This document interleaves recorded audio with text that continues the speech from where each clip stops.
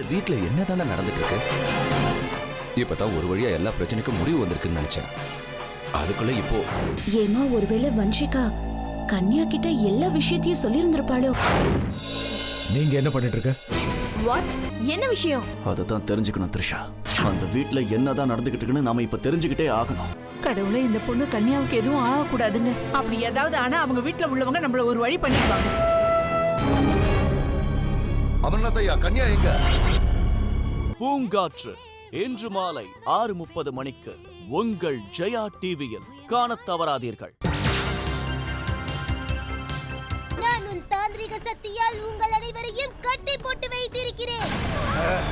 நீ செய்வது உசிதமானதல்ல ஹனுமான். விளைவு நன்றாக இருக்காது. மனிதர்களால் பூமியில் அளிக்கப்பட்ட போஜனமானது பித்ருக்களை சென்றடைவதே இல்லை. அதை எடுத்துச் செல்ல ஒருவர் இருக்க வேண்டும் தானே? இனி ஒரு சாதாரண மனிதன் கூட ஹனும தாந்திரிக மந்திரத்தால் எதிரிகளை நிச்சயம் வெல்ல முடியும். நாராயண நாராயண. இன்று இரவு 7 மணிக்கு ஜெய் வீர ஹனுமான். அவன் நிக்க கூடாது.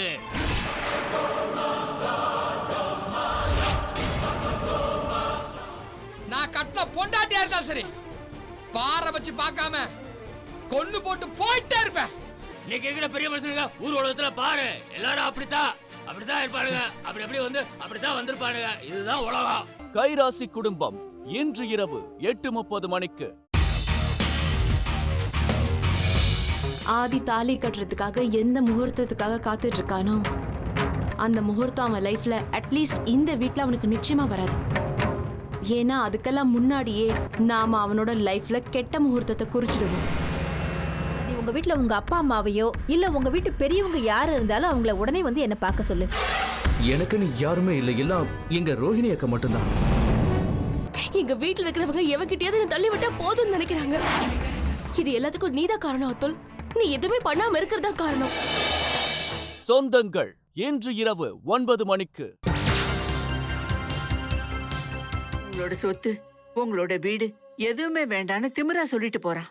நீங்க வேணா பாருங்க, அதெல்லாம் இல்லாம அவனால ஒரு நிமிஷம் கூட வாழ முடியாது. நான் என் வீட்டை விட்டுட்டு வந்துட்டேமா.